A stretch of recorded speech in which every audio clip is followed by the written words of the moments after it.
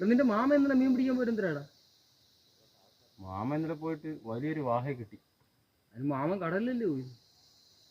കടൽ വാഹ കിട്ടി. ഓ, അപ്പൊ അതായിരിക്കും ഈ മണൽവാഹ. മണൽവാഹ അതല്ല, മണല് തിന്നണ വാഹയാണ് മണൽവാഹ. ഇന്നാളെ എൻ്റെ മാമൻ പോയിട്ട് വന്നപ്പോഴും ഭയങ്കര ഒരു സ്രാവിനെ കൊണ്ടുവന്നു. ചൂണ്ടയെ പിടിച്ചാണ്.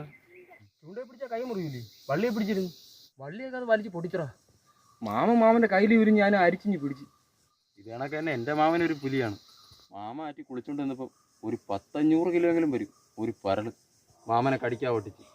മാമ ആരാ മോൻ? മാമൻ വിടും. മാമ അതിൻ്റെ കഴുത്തിന് ചുറ്റി അങ്ങ് പിടിച്ചു. എന്നിട്ട് ഒറ്റ അടയിലേക്ക്, മോനെ സുരേന്ദ്രൻ നീ വിചാരിച്ച ആളല്ല.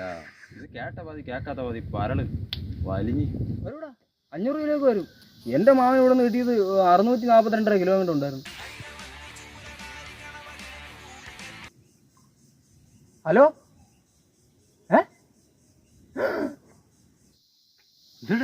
എന്തുപറ്റി? അയ്യോ, എൻ്റെ മാമൻ പോയടാ. മാമൻ തോട്ടി കുളിക്കാൻ പോയപ്പം മാമനെ ഞണ്ടി പിടിച്ച് തിന്നടാ.